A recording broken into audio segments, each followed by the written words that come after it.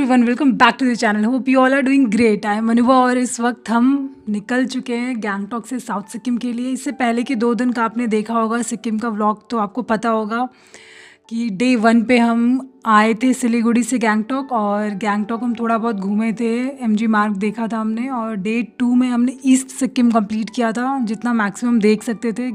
नाथुला पास, Changu lake, बाबा मंदिर, ये काफ़ी इंपॉर्टेंट जगह है। अगर आप आते हो सिक्किम तो आपको जाना चाहिए सिक्किम में ये सब जगहों पे। तो फ़िलहाल तो आज हम निकल पड़े हैं साउथ सिक्किम के लिए। सुबह सुबह बिल्कुल होटल से चेकआउट कर लिया था हमने, क्योंकि आज का यही प्लान है कि साउथ सिक्किम में जो इंपॉर्टेंट जगह है ना, वो सब कवर कर ले हम। काफ़ी अच्छा खासा लिस्ट है 3-4 जगहों का, वो सब कवर कर ले और उसके बाद हम डायरेक्ट यहाँ से निकल पड़ेंगे सिलीगुड़ी के लिए। और इस वक्त फ़िलहाल भैया ने स्टोर के सामने रोका है, काफ़ी देर से वो बता रहे थे इसके बारे में कि काफ़ी अच्छा है। यहाँ पे एकदम ऑर्गेनिक चीज़ें मिलती हैं, जैसे जैम वगैरह हो गया, फ्रूट जूस, फिर पिकल्स वगैरह, अचार, काफ़ी वैरायटी का। जैसे सिक्किम का मिर्ची बहुत फेमस है, यहाँ का स्पाइसी चिली एक है कोई चिली जो बहुत स्पाइसी होता है, वो बहुत फेमस है। उसका अचार वगैरह मिलता है, बैम्बू स्टिक, उन सब चीज़ों का काफ़ी कुछ मिलता है यहाँ पे, अचार और काफ़ी कुछ। तो हम यहाँ रुके थे, कुणाल देख रहा था क्या लेना है नहीं, और मैं उस वक्त फ़िलहाल व्यू एंजॉय कर रही थी। काफ़ी अच्छा वेदर हो रखा था, बारिश कुछ वक्त पहले शायद रात में हुआ था, ऐसा लग रहा था देख के। रास्ते काफ़ी गीले गीले से थे, पर क्लाउड्स थे पूरे वक्त, और ऐसा सन तो बिल्कुल निकला हुआ नहीं था, लेकिन फिर भी काफ़ी अच्छा मौसम था। कुणाल ने कुछ चीज़ें सेलेक्ट की और उसके बाद हम यहाँ से निकले। उसने कुछ चीज़ें ली यहाँ से इनफैक्ट घर के लिए। तो आप आते हो तो ऐसे किसी स्टोर से लोकल चीज़ें ज़रूर लो। यहाँ सस्ता है, वहाँ से यहाँ सस्ता है? हाँ, ये गवर्नमेंट प्रॉपर्टी है। अच्छा, तो ब्रांडिंग तो सेम होता होगा, सेम लेकिन यहाँ सस्ता है। यहाँ सस्ता है, ये गवर्नमेंट का शॉप है ना। अच्छा,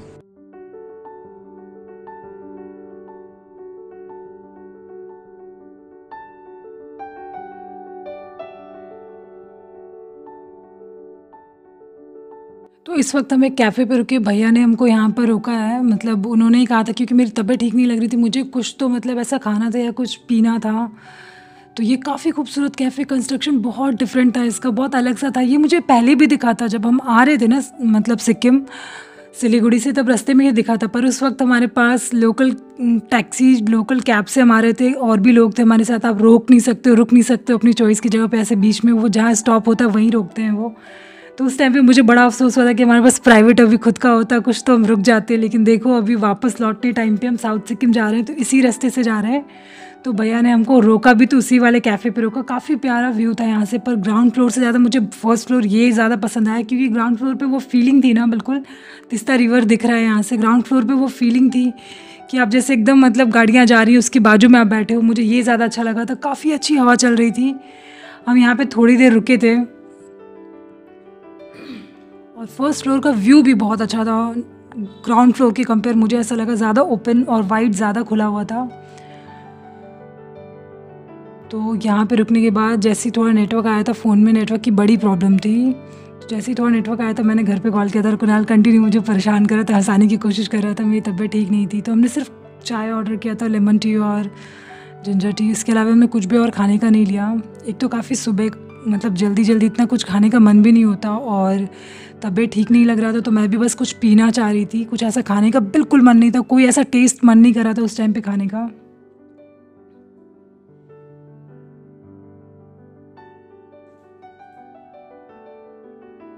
तो बस हम थोड़ी देर वहाँ रुके, ऐसे बात किया। जितनी देर में हमारी चाय ख़त्म हुई, ज़्यादा तो वक्त नहीं वहाँ पिलाया, क्योंकि हमारा काफ़ी लंबा प्लान है आज पूरे दिन का। और वैसे ये कैफ़े काफ़ी अच्छा है, आप निकलते हो वहाँ से तो आपको एक बार तो यहाँ रुकना चाहिए। तो जैसे ही ख़त्म हुई हमारी चाय, हम निकल पड़े आगे के लिए। वैसे ही हम नीचे जब काउंटर के पास गए, तो ऊपर आने के वक्त हमने नीचे ध्यान नहीं दिया था, एक छोटा सा स्टोर था, काफ़ी सारी अच्छी चीज़ें ऐसे डेकोरेशन की मिल रही थी। पर जैसा हम गैंगटॉक में घूमे ना, एमजी मार्ग, वहाँ पर भी सिमिलर चीज़ें ही मिल रही थी। तो अगर आप वहाँ नहीं लेते हो तो आप यहाँ ले सकते हो, ये भी एक अच्छा ऑप्शन है। ऑलमोस्ट सेम चीज़ें, वहाँ ज़्यादा वैरायटी होंगी, यहाँ पे थोड़ा कम है, पर वही सब कुछ है यहाँ पे भी। वैसी सिमिलर चीज़ें हैं यहाँ पर, जैसे ये फ्रिज मैग्नेट वगैरह हो गया, ये सब कुछ एमजी मार्क का ये वहाँ पे मिल रहा था, तो यहाँ पे भी मिल रहा था। हमने वहाँ नहीं लिया था, तो फिर हमने ये यहाँ लिया। तो ऐसी कुछ छोटी चीज़ें आप ले सकते हो। यहाँ पर भी आपको जैम वगैरह ये सब कुछ मिल जाता है, जैम, अचार। व्यू कैसा था? व्यू बहुत अच्छा, कैफेटेरिया में अच्छा था व्यू। चाय कितना कप? एक ही कप भी पिया दोनों चाय। कितना पड़ा है? बता ना। 260 ये नीचे वाईवाई फैक्ट्री, मैगी वाईवाई बनता है इसमें। अंदर मतलब सस्ता मिलता होगा, सस्ता मिलता होगा फिर तो वहाँ। सस्ता तो क्या, 10 रुपए पीस तो है। 8 रुपए 7 रुपए नहीं देता है? वही भी 10 रुपए पीस तो सस्ता, यहाँ नहीं देता है, पूरे दुकान से लेना पड़ता है। ओह अच्छा। पीछे जैसे क्रॉस करेंगे, वेलकम टू साउथ सिक्किम आएगा। अब यहाँ से अभी हम लोग मतलब साउथ सिक्किम में घुस रहे हैं। अब यहाँ से हम लोग 1 घंटा 10 मिनट में एक्यूरेट 4 धाम में हो जाएगा। 4 धाम। 12 अभी 11:10 हो गया ना, 11:20 हो गया, 12:25 तक हम लोग 4 धाम पहुंच जाएंगे। आप 4 धाम के बारे में कुछ बताओ। 4 धाम ऐसा धाम है कि पूरा इंडिया में पहाड़ पे जो शिव जी का दर्शन करने निकलता है ना, हाँ। एक जगह रखा हुआ है पूरा पहाड़ को काट के। ओके, अच्छा। वहाँ पर आपको जब मैं पहुंचूंगा उस हिसाब से मैं आपको टाइमिंग दूंगा, उस हिसाब से आप कवर करके आइए। हाँ ठीक है। ओके, अब ये जैसे ब्रिज क्रॉसिंग है, हम लोग साउथ सिक्किम एंट्री हो गया। ये सब ट्रक में पूरा आटा भर के लेके जा रहे हैं अंदर। आटा वाईवाई के लिए? वाईवाई के लिए। अच्छा, तो मैदा से बनता है? इसका आटा मैदा अलग अलग होता है। ये आपका चिकन का भी होता है, वेज का भी होता है। ओके, अच्छा। स्कूल है यहाँ का, सरकारी स्कूल। ये जैसे ब्रिज क्रॉस करेंगे हम लोग का ईस्ट सिक्किम खत्म। ये जो रिवर है इसका नाम टीस्टा। ये जो आया है पानी ग्लेशियर है, फ्यूनतांग वैली से आया है, 0 पॉइंट से। अभी साउंड उतना क्लियर नहीं था भैया का, वो बता रहे थे कि ये जो नीचे आपको रिवर दिख रहा है ना, ये वही तीस्ता रिवर है जिसके बारे में अभी मैंने आपको बताया था कैफे से जो दिख रहा था। ये 0 पॉइंट से आया है, वो भी सिक्किम में है। इस वक्त ही मुझे भी सरप्राइज था, अचानक से भैया ने बिल्कुल कैब रोका और जा कर के कुछ तोड़ने लगे थे पेड़ से। ये वहाँ के लोकल लोगों का छोटा सा गार्डन होता है, वो लोग खुद का बना के रखते हैं। एक तरीके से भैया ने चोरी किया था हमें टेस्ट कराने के लिए, पर उन्होंने बताया तो वो अक्सर ये करते थे, मतलब करते हैं रास्ते में, क्योंकि वो बहुत ऐसे फ्रूट्स के पेड़ दिख रहे थे जो लोगों ने लगा रखे थे।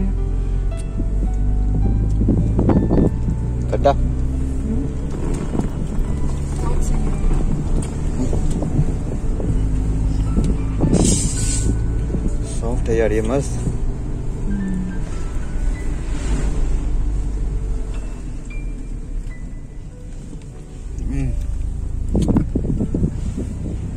बड़ा बड़ा था ना। हाँ, और कितना सही पका हुआ था। हम लोग तो ड्राई वाला खाते हैं, इतना कोई पता ही नहीं चला कितना सॉफ्ट होता है ये।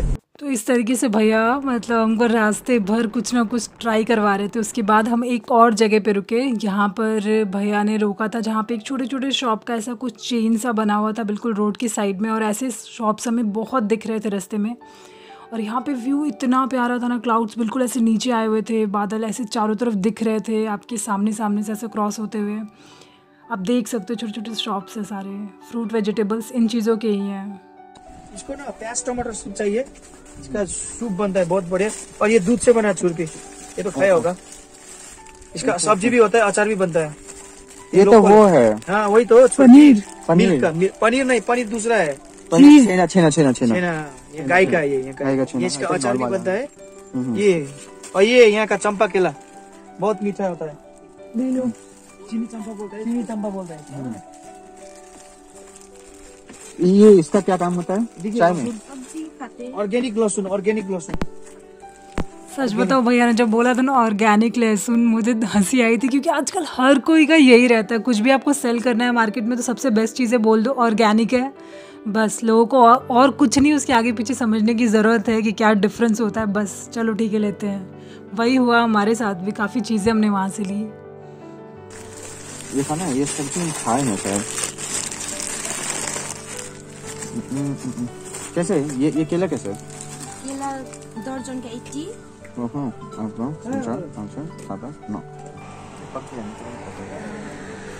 खाने के लिए ये सब आपकी खेत का है ऐसा पैक किया हुआ? ये सब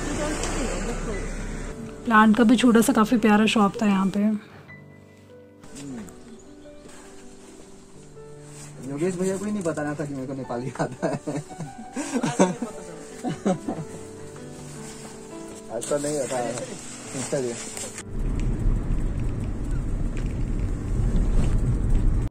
ये 4th स्टॉप हमारा। ये जो पत्ता है शिव जी का बीबी से शरीर से उत्पन्न हुआ है, इसको हम लोग बोलते हैं तीते पाती। अच्छा। इससे पहाड़ों पे पाया जाता है तीते पाती। कोई घर पे पूजा है, कोई अशुद्ध है, नहाना पड़ेगा, थोड़ा पानी लेने से ऐसे करने से अशुद्ध मतलब पवित्र हो जाएगा।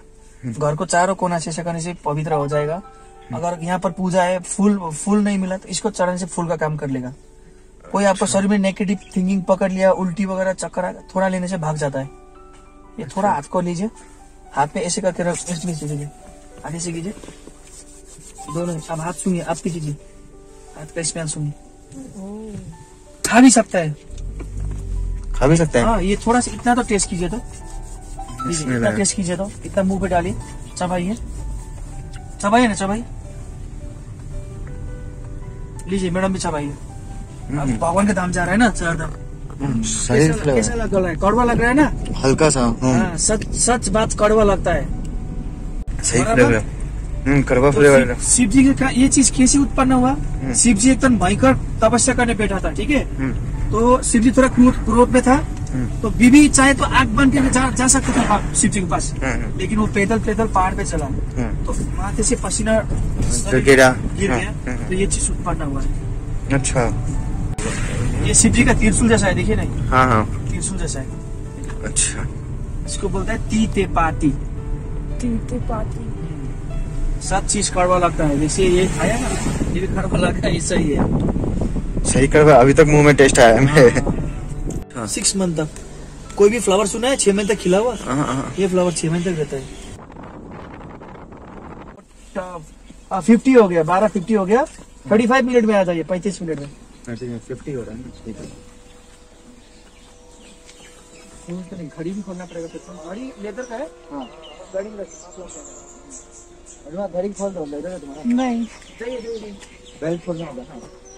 अभी ओरिजिनल बेल्ट नहीं मिलता है, वो तो डुप्लीकेट होगा।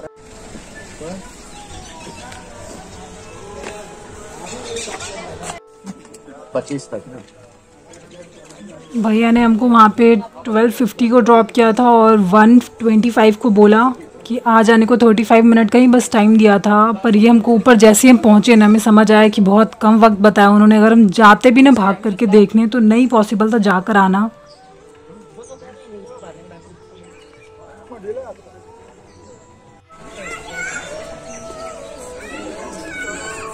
वहाँ है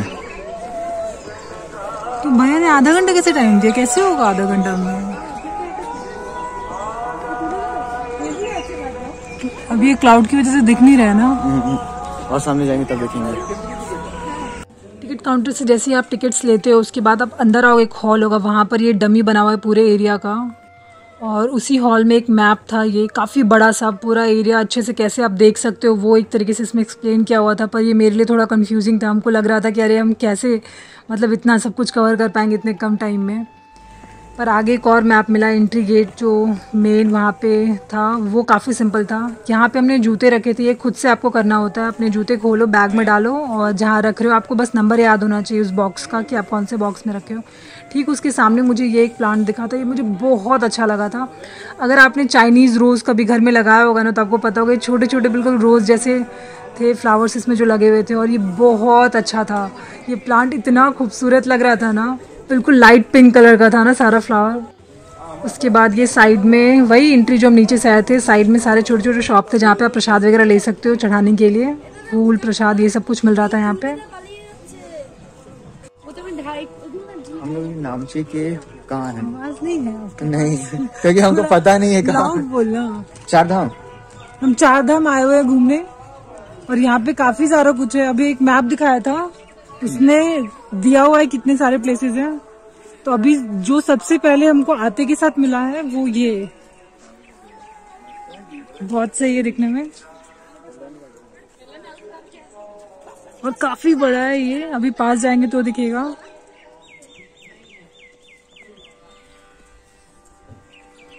इस जगह पे एक चीज़ था जो आपको बैकग्राउंड में भजन वगैरह सुनाई दे रहा है ना, ये सब कुछ मतलब वहाँ जाते के साथ आपको फील कराएगा जैसे आप एकदम किसी डिवाइन प्लेस पर आ गए हो। और ये भजन वगैरह मुझे तो मेरे बचपन से बहुत कनेक्ट कर रहा था, क्योंकि जब भी मैं कैंप्स वगैरह में रहती थी, जहाँ पर भी पापा की पोस्टिंग होती थी वहाँ पे, तो वहाँ पे जब भी मंदिर वंदिर हमारे क्वार्टर के आसपास होता था ना, तो वहाँ पे यही सब कुछ आपको सुबह और शाम में सुनने को आरती के टाइम पे मिलता था। बिल्कुल वही फील आ रहा था मुझे।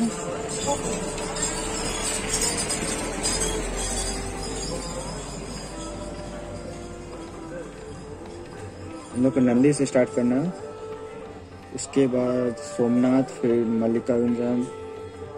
तो ये मैप काफ़ी सिंपल था। और हाँ, यहाँ पे एक साइन बोर्ड ये हर जगह आपको दिखता है। इसका मतलब ये कि आप भाई यहाँ पे संभल के चलो, बहुत फिसलन है रास्ते में, गिर सकते हो।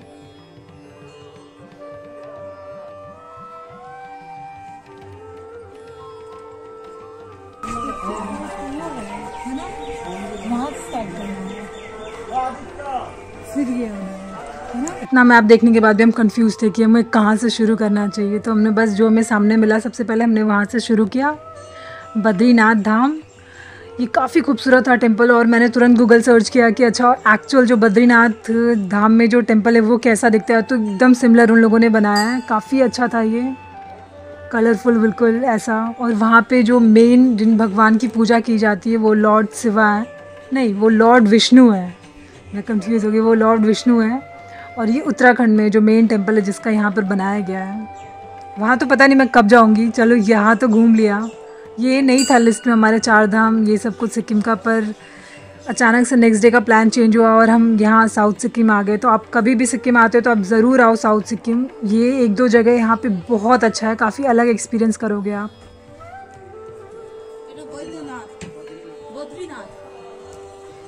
और ज़्यादा यहाँ पे फैमिली लोग ही दिख रहे थे, मतलब जो फैमिलीज बड़ी बड़ी फैमिलीज़ के साथ आए हैं घूमने।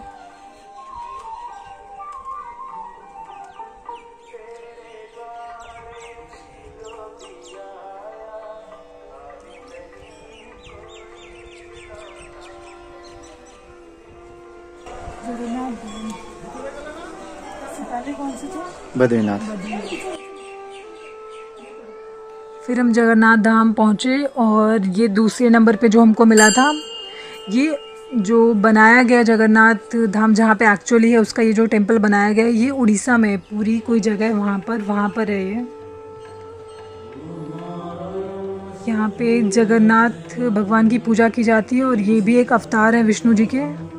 और यहाँ पे जो पंडित जी थे, ये सेकंड टेम्पल था ना धाम जहाँ पे मैं गई, वो मेरे वहाँ अंदर जाते के साथ उन्होंने वो मंत्र वगैरह पढ़ रहे थे वो, और उन्होंने मुझे प्रसाद दिया, तिलक किया। तो बहुत अच्छा फील हुआ मुझे कि और कोई नहीं था उस वक्त, मेरे बाद फिर आए लोग, तो मुझे बड़ा अच्छा लग रहा था कि वो मेरे जाते के साथ उन्होंने इतने प्यार से प्रसाद दिया और मंत्र वगैरह पढ़ना शुरू किया था।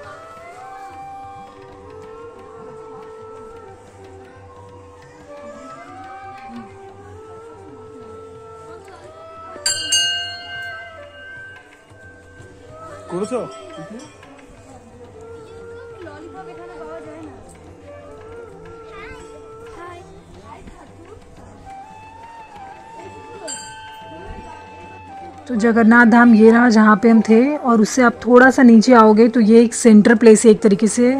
यहाँ से आप किसी भी एक डायरेक्शन से पूरा राउंड ले सकते हो। तो हम ऊपर से मिडिल से मतलब करते हुए नीचे आए और हम इस साइड से ऊपर की तरफ जाएंगे। मैंने इशारा किया था कुछ और दिखाने के लिए, पर मेरे नए नए कैमरा मैन को ये समझ नहीं आया और उसने पहले तो वो पीछे मंदिर दिखाया और उसके बाद फिर वो शिव जी का स्टैचू दिखा रहे थे, तो वो बिल्कुल सेंटर में था। यहाँ से आप अच्छी पिक्चर्स वगैरह क्लिक कर सकते हो। तो ये रामेश्वरम धाम है जहाँ भी हम जा रहे हैं, ये तमिलनाडु में है और यहाँ पे लॉर्ड शिवा की पूजा की जाती है। थोड़ा बहुत जो इसके बारे में मुझे पता था पहले से कि रामेश्वरम धाम का ऐसा कुछ है कि यहाँ पे शिव जी के शिवलिंग की स्थापना राम जी ने करी थी जब वो अपना वो श्रीलंका जाने के लिए जब वो बना रहे थे, वो पुल की शुरुआत जिस कर रहे थे उसके लिए उन्होंने पूजा की थी सबसे पहले शिव जी की, और उसके बाद फिर उन्होंने बनाना शुरू किया। तो फिर यहाँ पर ये मंदिर बना था। ज़्यादा मुझे पता नहीं, मैं कितना सही हूँ मुझे नहीं पता इस बारे में। और ये भी काफ़ी अलग मतलब एकदम बना हुआ था ना, अलग एकदम ऐसे से वो रेड था बिल्कुल टेम्पल का कलर पत्थर का, ये थोड़ा ब्लैक ग्रे सा था। अंदर का भी फील बिल्कुल अलग था। और यहाँ पे जो पंडित जी थे वो बैठ कर के फ़ोन चला रहे थे, इनको कोई मतलब नहीं है कौन अंदर आ रहा है और जा रहा है। साउथ जब भी आप जाते हो साउथ इंडिया की तरफ, महाराष्ट्र के बाद नीचे की तरफ या तमिलनाडु या कहीं पे भी, तो वहाँ पे आपको एक चीज़ जो शेप होता है मंदिर का वो ज़्यादातर ऐसा होता है जैसा ये है। यहाँ से फिर द्वारिका धाम की तरफ बोर्ड बना हुआ है। यहाँ पर था रामेश्वरम धाम का। कुणाल ने एक फुटेज लिया था, बाद में मैंने फिर देखा। तो आप चाहो तो पॉज करके पूरा अच्छे से पढ़ सकते हो क्या स्टोरी है। काफ़ी खूबसूरत जगह था। इतना टाइम नहीं मिला, इतना वक्त नहीं था हमारे पास कि हम थोड़ा भी वहाँ पर रुक करके पिक्चर्स ले पाए, या फिर कहते ना थोड़ा बैठो रुको ऐसी जगह पे जाते हो तो, पर नहीं हो पाया। बड़ी जल्दी में थे हम, जल्दी मतलब कवर करके वापस जाना है। और भैया का आधा घंटा तो भूल ही गए थे क्योंकि पॉसिबल नहीं था उतने वक्त में। हम भाग कर भी सब कुछ करते तो नहीं कर पाते।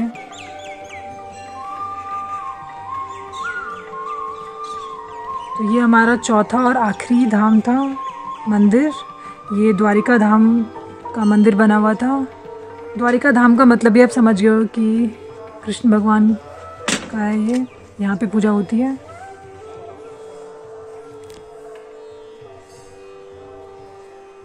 द्वारिका धाम जो एक्चुअल टेंपल जहाँ पर है वो द्वारिका, आपको पता होगा वो गुजरात में है, द्वारिका सिटी में द्वारिका धाम जो बना हुआ है। द्वारका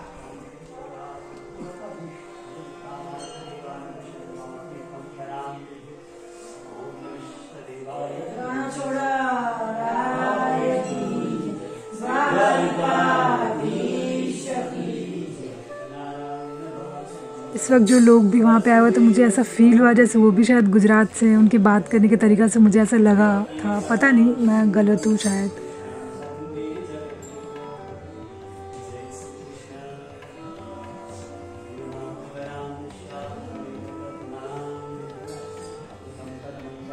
चार धाम हो गया मेरा, और चार धाम में से ये दूसरा और ये चौथा नंबर का जो धाम था, इन दोनों जगहों पे पंडित जी एक्टिव थे, प्रसाद दे रहे थे और आपको वही तिलक वगैरह जो कर रहे थे, मंत्र वगैरह जो पढ़ रहे थे। बाकी दो जगह तो कोई मतलब ही नहीं था भाई, कौन आ रहा है और कौन जा रहा है।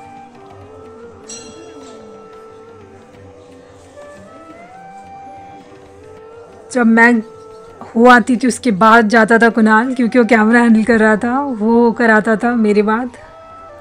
बहुत खूबसूरत था यहाँ से व्यू भी जो दिख रहा था ना, और वेदर जैसा हो रखा था बहुत अच्छा था। और मेरे ख्याल से सिक्किम का ज़्यादातर टाइम में ना वेदर ऐसे ही होता है, मतलब बारिश सा हल्का हल्का सा मौसम, ऐसा धूप बहुत ज़्यादा नहीं रहता है वहाँ पे।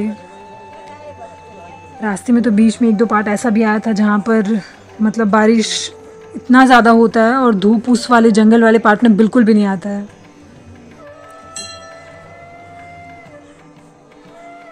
तो अभी मेन जो स्टेयर्स स्टार्ट हुए आगे से, उसके ठीक बगल में जो शिवलिंग की तरफ ये ज्योतिर्लिंग जो सारे 12 बने हुए थे, और आप बीच में जाते हो शिव जी की मंदिर के पास, उससे पहले ये मिला द्वारिका माई टेम्पल, जहाँ पे विश मांगने के लिए लोगों ने धागे बांध रखे थे। और ये एक साईं टेम्पल था, ये बहुत अलग था, बाहर से बिल्कुल ऐसा वाइट सा और गोल्डन इस पर बना हुआ था डिज़ाइन। अंदर मैंने एक्सपेक्ट नहीं किया था, लेकिन अंदर बिल्कुल अलग सा माहौल था, बहुत शांत और पीसफुल था।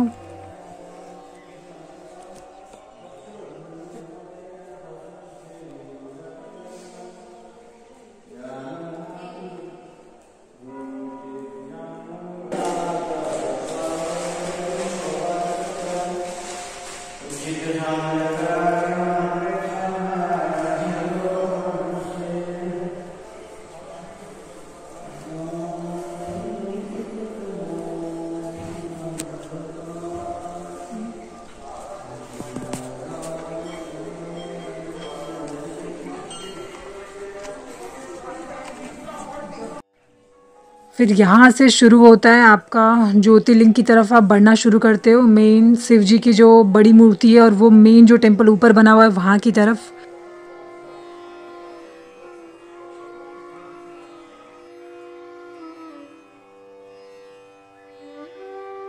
ऐसे छोटे छोटे मंदिर आपको दिखेंगे जिसमें बहुत अलग अलग से 12 ज्योतिर्लिंग हैं। तो हम पहले वाले में गए थे पर वहाँ पे कोई पंडित जी नहीं थे, सिर्फ वो 12 ज्योतिर्लिंग का जो छोटा छोटा टेम्पल बना हुआ था। और उसके ठीक बगल में बहुत अच्छे से इन लोगों ने प्लांट्स वगैरह लगा रखे थे, फ्लावर्स थे।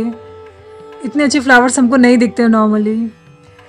तो फाइनली बहुत पास से दिखे शिव जी, मतलब शिव जी का जो मेन स्टैचू था।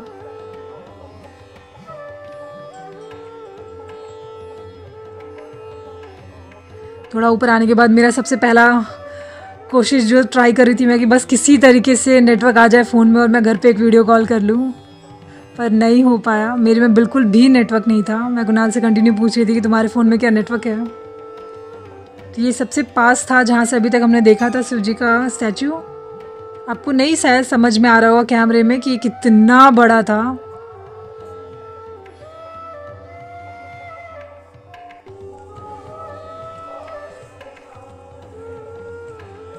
कुणाल कैसा है? बहुत सुंदर है। कल जो हम लोग शिव स्टैचू देखे थे उससे ये एटलीस्ट 4 गुना या 5 गुना बड़ा है।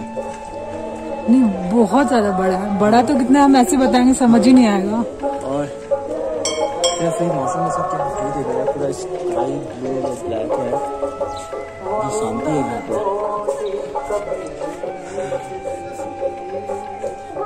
नहीं दिखा पाओगे ऐसे। हाँ, ऐसे कैमरे में पता नहीं चल रहा है कितना बड़ा है आपको। तो ये मेन टेम्पल था जो शिव जी का स्टैचू वो ऊपर बैठे हुए, और उसके ठीक नीचे एक मंदिर है जो शिव मंदिर है, और ये काफ़ी बड़ा था। अभी तक जितना धाम हम गए थे ना उन सबसे ज़्यादा बड़ा था अंदर से ये मंदिर।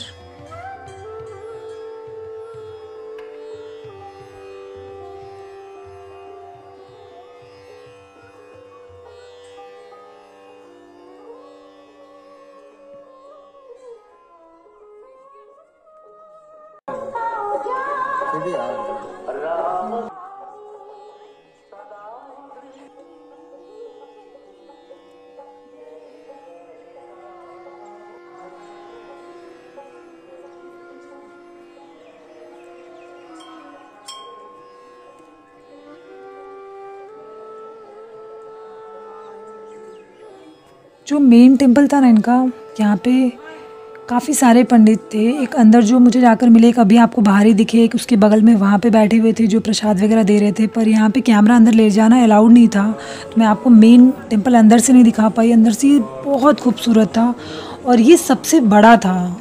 मेन टेम्पल था तो इसको बनाया भी वैसे ही गया था। एकदम अंदर आप देख रहे हो जो लोग दूर में खड़े दिख रहे हैं आपको, वहाँ पर एक बड़ा परिक्रमा ऐसे कर सकते हो जो मेन मूर्ति है अंदर उसकी। तो मुझे ये बहुत पसंद आया था इनका मेन टेम्पल। इन लोगों ने बहुत खूबसूरती से अंदर से बनाया हुआ था, काफ़ी कुछ था देखने के लिए। कैमरा अलाउड नहीं था, वरना मैं आपको ज़रूर दिखाती।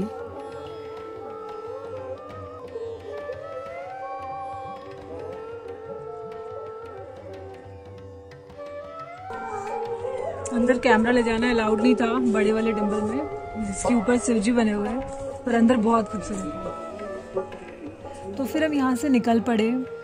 हम जहाँ से शुरू किया था ना, हमने मेन टेम्पल की तरफ हम बढ़ गए थे। अभी हमने मुश्किल से 3 या 4 ज्योतिर्लिंग का ये जो छोटा छोटा मंदिर था, छोटा टेम्पल जो बना हुआ था वो दिखाया था आपको और देखा था हमने। तो यहाँ से हम बस बीच में ही चले गए थे क्योंकि रास्ता बना हुआ था, वहाँ पे स्टेयर्स बने हुए थे।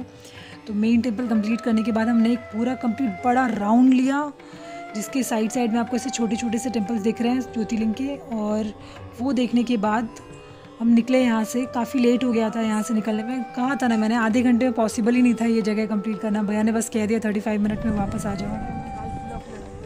बहुत कम रुके हम, थोड़ा बहुत मैं फ़ोन हेडफोन के लिया, वीडियोस के लिए हम रुक रहे थे वहाँ पे। पिक्चर्स तो बिल्कुल भी नहीं लिया हमने।